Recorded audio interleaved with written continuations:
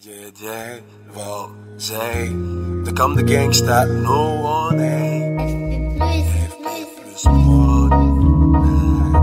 Welcome! We are super excited to introduce Brain, the brain. a completely new experience for Omnisphere.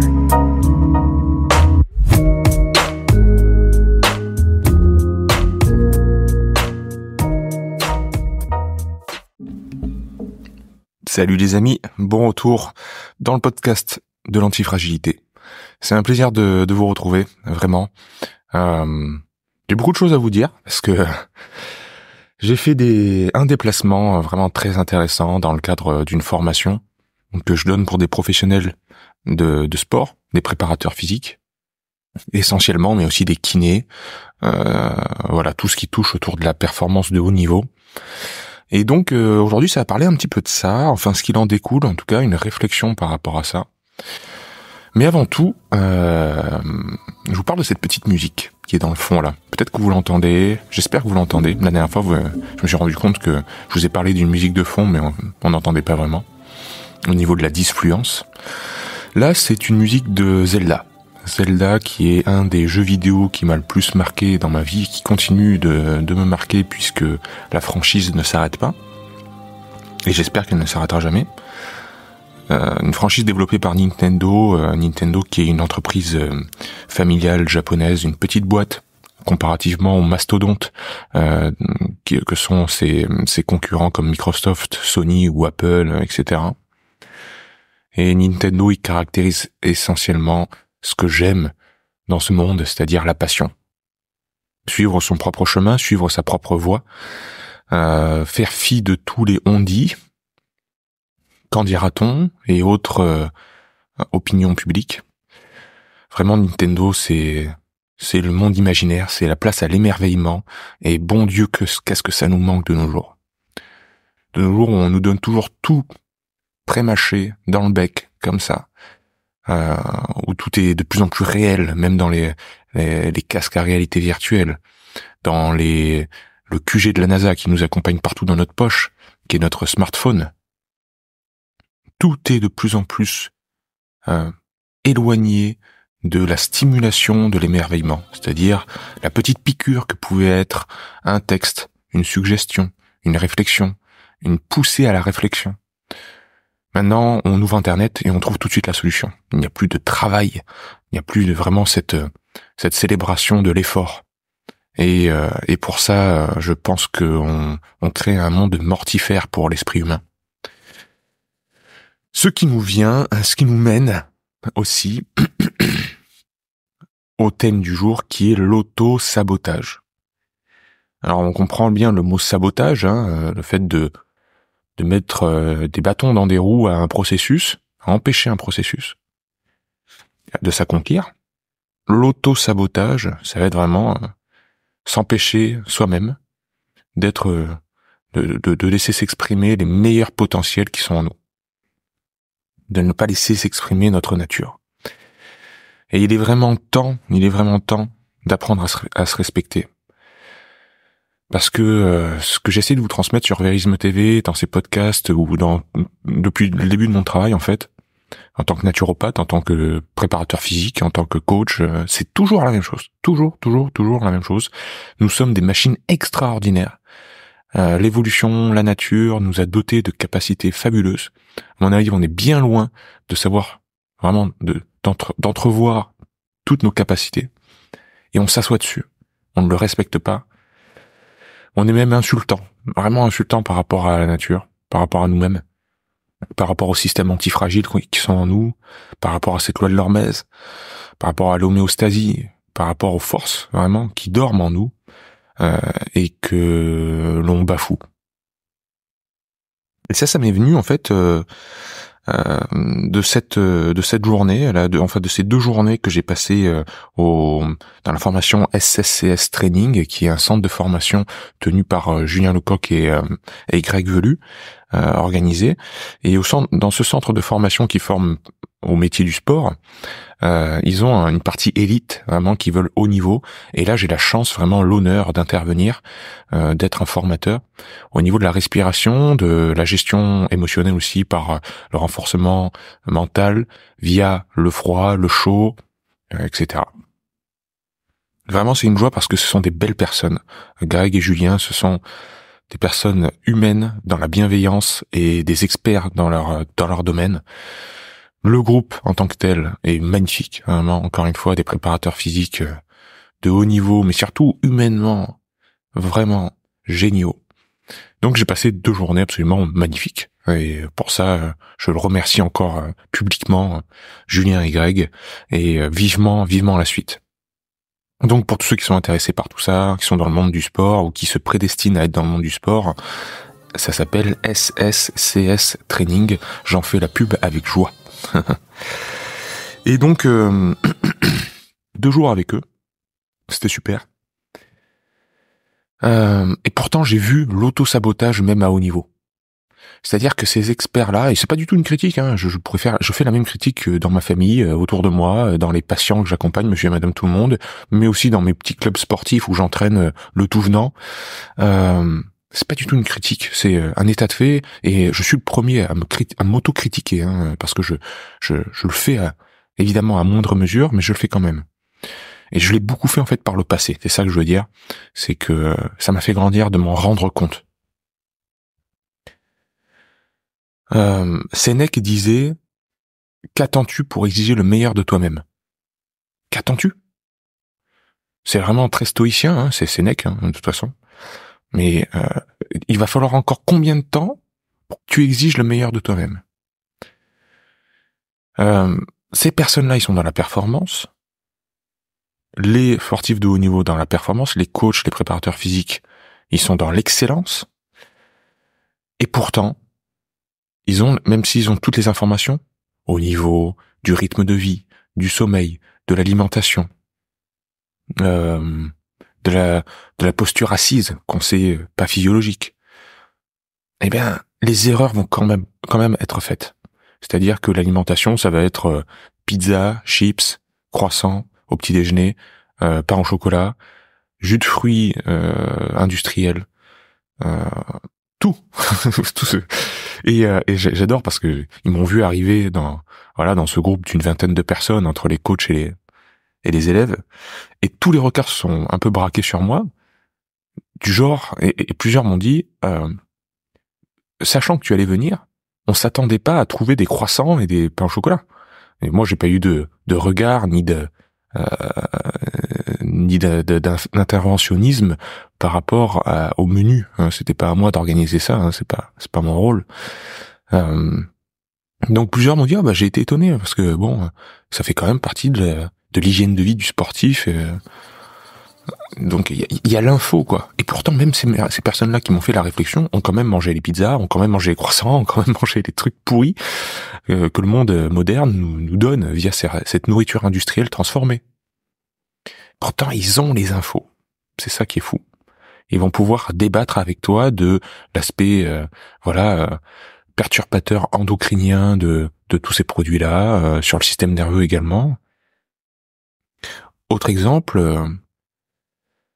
on a parmi nous des spécialistes du système nerveux qui vont travailler sur votre système visuel, auditif, sensoriel, le sensorimoteur en fait, qui va déterminer chez l'athlète, mais aussi chez tout le monde, la posture, l'alignement entre le côté gauche et le côté droit du corps. Et puis, au bout du compte, évidemment, l'émotion, le comportement, la performance du sportif. Donc il y a des coachs dans le système nerveux qui vont vous donner des outils, etc. J'ai été formé à la posturologie par Mathieu Boulet. Je sais à quel point c'est important. Et Mathieu Boulet de l'Institut IP fait partie des formateurs, justement, dans cette promotion de chez SSCS Training. Et pourtant, même ces formateurs dans le système nerveux mettent leur portable dans leur poche. Donc là, vous allez me dire, mais c'est quoi le rapport ? Le portable, il émet des ondes. Et même sur mode avion, il émet un champ électromagnétique. Ça, de toute façon. Hein. C'est un appareil électrique allumé. Donc, et il paraît que même éteint, la batterie du portable émet un champ. Donc vous voyez, on n'a pas fini. Et donc votre système nerveux, il est câblé, c'est un système électrique, ni plus ni moins. C'est l'électricité qui traverse vos neurones. Et on sait que pour lancer un signal, pour que les canaux à calcium au niveau des neurones s'ouvrent ou se ferment, il suffit que la membrane du neurone soit dépolarisée de quelques millivolts.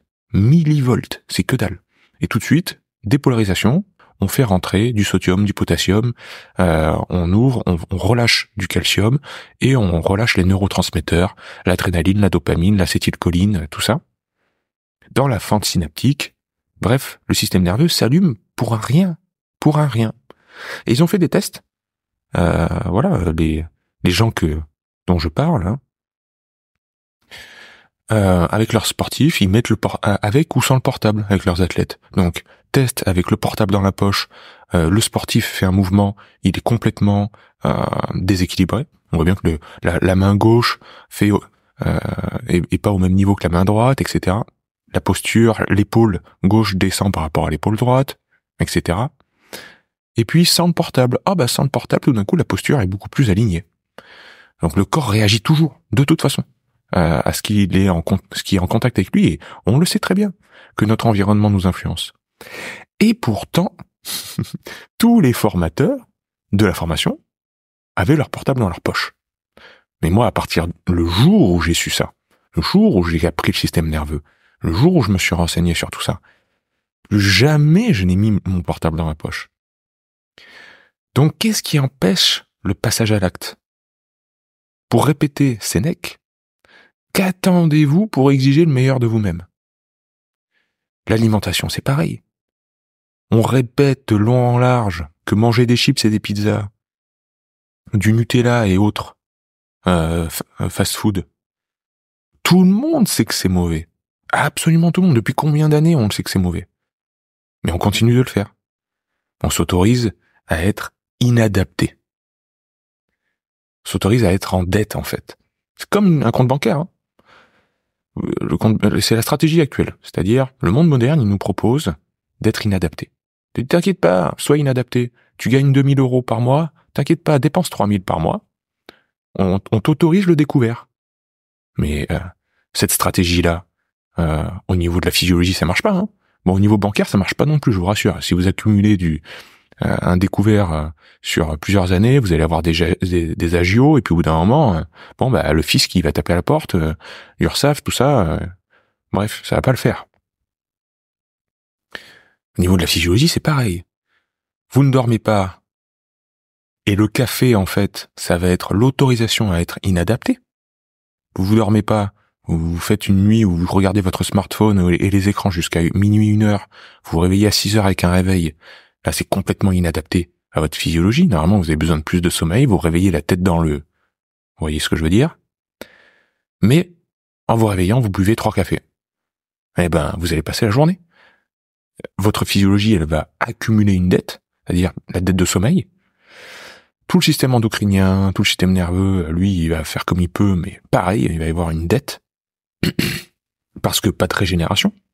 La nuit, on se régénère. Jusqu'à un certain point, évidemment. Et là, on accumule de la dette. On accumule. Donc cette stratégie de la dette, elle ne marche pas. Il faudrait vraiment s'en rendre compte. Le corps ne fonctionne que la stratégie du surplus, qui est celle de l'hormèse. L'hormèse est la norme. C'est-à-dire alternance de stimulation avec alternance de véritable repos. Si on respecte simplement ça, une stimulation juste, un repos juste, on s'autorise à être adapté et on est la meilleure version de soi-même. Donc l'info est là.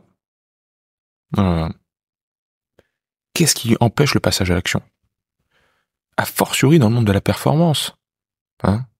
Qu'est-ce qui fait que monsieur et madame tout le monde, d'accord, ils savent que ça ou ça c'est une mauvaise habitude, pourtant ils continuent. Bon.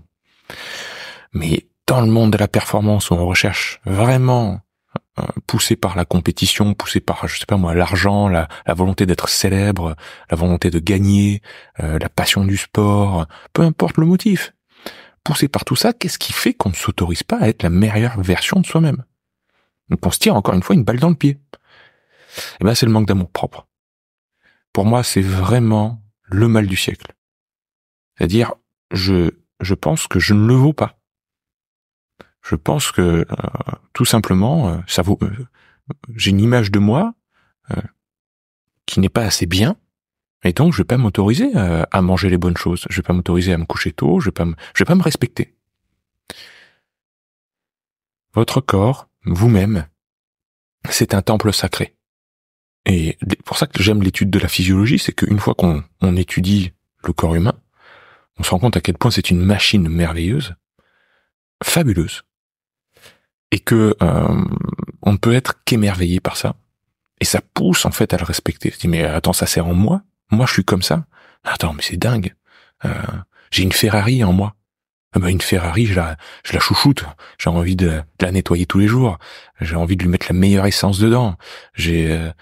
Vraiment, j'ai le Graal en moi. Le Graal, je vais pas le salir, je vais pas y mettre du gras dessus, même si Caradoc serait bien content de mettre du gras dans le Graal, à mon avis, s'il le trouvait. Mais je vais pas faire n'importe quoi avec le Graal. Avec l'objet le plus précieux qui soit. Je vais pas faire n'importe quoi avec une Ferrari. Je vais demander au meilleur mécanicien de mettre les doigts dedans, surtout pas Joe le rigolo qui est à côté, là. Vous comprenez ce que je veux dire? Donc, votre corps, c'est le plus formidable outil, le plus formidable processus, le plus formidable tout ce que vous voulez que la nature a donné. Parce que ça a survécu au temps, qui est l'épreuve ultime, comme je vous le répète souvent et comme l'avait décrit Nassim Nicolas Taleb. L'épreuve du temps, c'est l'épreuve ultime de la nature. Et nous, on a traversé tous les âges pour aboutir à l'être humain, pourvu de capacités de réflexion incroyables. Il est temps de respecter cette chose merveilleuse que nous sommes.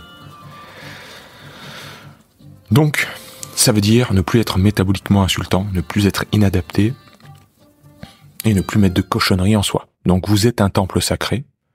Dans un temple sacré, que ce soit une église, une synagogue, une mosquée, que sais-je, un temple bouddhiste, un temple shintoïste, tout ce que vous voulez. On rentre pas avec des souliers pleins de boue. Et même chez vous, dans votre maison, vous rentrez pas avec des chaussures dégueulasses. Vous voulez pas pourrir votre maison. Donc ça veut dire que, pourtant, dans votre corps, vous mettez de la merde. Vous mettez des trucs qui sortent de sachets plastiques, on sait pas d'où ça vient, des gels fluorescents, on sait pas d'où ça sort, du fast-food, tout ça, de la friture. Donc ça veut dire que vous vous respectez moins que votre maison? Demandez-vous ça, vraiment. Vous vous respectez moins que votre propre maison. Et ça, c'est très fort comme réflexion. Et ça en dit long sur l'auto-sabotage actuel. Donc voilà.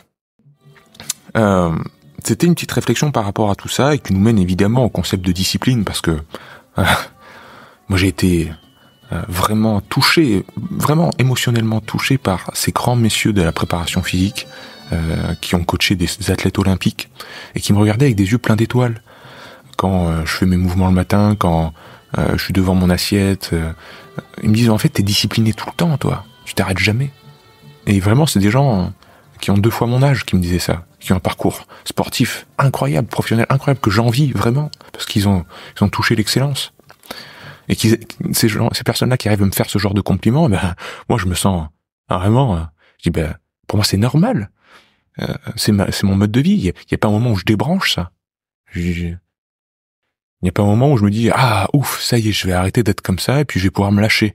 Mais me lâcher, me faire plaisir, pour moi, est-ce que ça veut dire m'auto-saboter? Est-ce que ça veut dire faire quelque chose qui va à l'encontre de ma physiologie?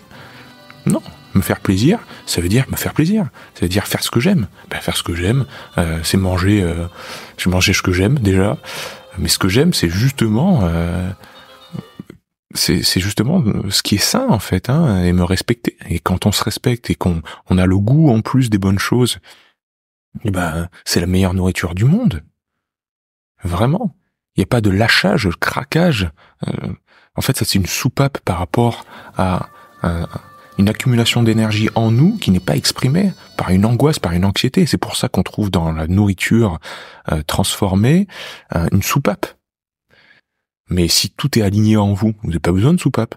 Si tout s'exprime par les canaux vraiment de votre amour propre, vous n'avez pas besoin de soupape. Vous n'avez pas besoin de compensation. Hein? Et donc oui, quand on me disait mais en fait toi t'es comme ça tout le temps, ben oui, pourquoi toi tu fais semblant là? Tu fais semblant quand t'es avec tes sportifs, tu fais semblant quand c'est l'avant compétition, la compétition, et puis après quand tu rentres chez toi tu te respectes plus, tu fais n'importe quoi. J'avais envie de dire ça. Donc la discipline, c'est un terme qui est vraiment galvaudé parce que on croit que justement c'est à l'inverse de la vraie définition de ce terme. La discipline, on croit que c'est synonyme de coercitif. Un processus coercitif, c'est un truc qu'on s'oblige, un dogme. Voilà, je m'oblige à être comme ça, contre ma volonté, contre mon envie, contre mes désirs, contre mes passions. Je m'oblige à faire quelque chose, à le mettre dans mon planning de ma journée, etc. Pas du tout. C'est l'inverse. C'est l'inverse. La discipline, c'est savoir organiser sa journée autour des choses que l'on veut faire, que l'on aime faire. Choses qui nous passionnent. Vous aimez jouer du piano, la discipline, ça va être de programmer demain à quelle heure vous allez jouer du piano. Évidemment, c'est une négociation avec vous-même, avec vos impératifs familiaux, professionnels, etc. J'entends bien. On n'a pas tous le luxe, malheureusement, hein, je le déplore de nos jours, d'avoir un quotidien complètement ouvert et un planning que l'on peut gérer. Mais si vous travaillez de 9h à midi, eh ben, de 13h à 14h, programmez votre session de piano. Et puis c'est juste un quart d'heure, c'est pas grave. Puis après, vous aménagez vos propres horaires. Et puis voilà, c'est uniquement ça. Ce n'est pas se forcer à faire des choses que l'on ne veut pas. La discipline, ce n'est pas se forcer à manger ou à des trucs qu'on ne veut pas. La discipline, c'est apprendre à se respecter et à programmer ce qui va dans le sens de nos valeurs, de ce qui nous fait vibrer. Et en fait, nos valeurs sont très proches du respect de notre physiologie, du respect de notre nature. Il n'y a personne qui a des valeurs de détérioration de son corps. Moi, ma valeur, c'est pas je me respecte pas, je respecte pas les autres et je respecte pas la nature. Mes valeurs, justement, c'est tout l'inverse. Et donc, ça me pousse à aller dans le sens de tout ça. À aller dans le sens d'une bonne alimentation, d'un bon rythme de vie, d'un bon sommeil, de coucher tôt, etc. Donc, par rapport à la discipline et au planning et aux bonnes résolutions qu'on fait en début d'année aussi, je vous conseille le travail de Jordan B. Peterson. Jordan Peterson, qui est un professeur à Harvard ou à Stanford, je sais plus, qui a fait des cours qui sont disponibles gratuitement sur YouTube.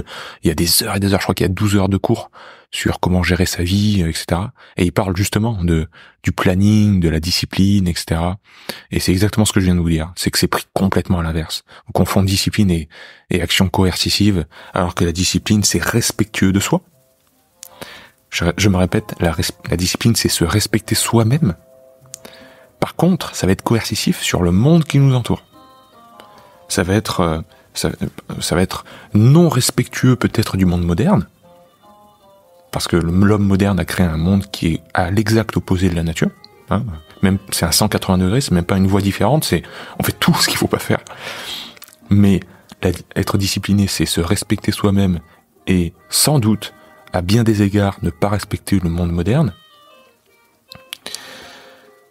L'auto-sabotage, c'est être coercitif sur soi-même, ou ne pas être discipliné plutôt, c'est être coercitif sur soi-même. Donc je me respecte pas, je m'impose des trucs contre ma nature, contre mon envie d'être bien. On veut tous être bien, on veut tous être bien physiquement, on veut tous être bien au niveau esthétique. On veut tous être fiers de soi quand on se regarde dans le miroir. On veut tous être bien mentalement, émotionnellement. Ben pourtant, on fait tout ce qu'il faut pas.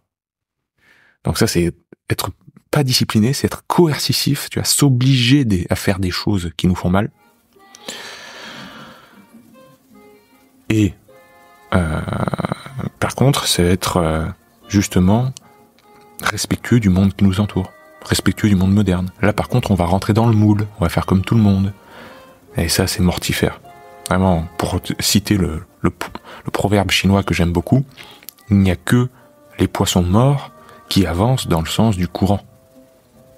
Et dans un monde qui marche sur la tête, être le farfelu de service, c'est peut-être un bon signe. Voilà, je vous laisse sur cette réflexion, chers amis, et à très vite dans le podcast de l'antifragilité. Ciao.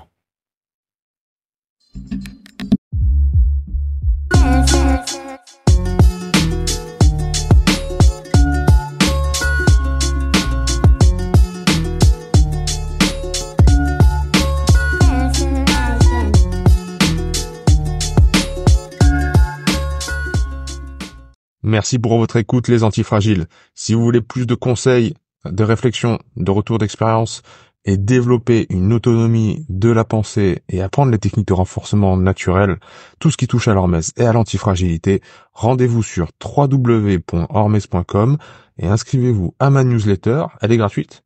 Elle est envoyée une fois tous les 3 jours. À très vite!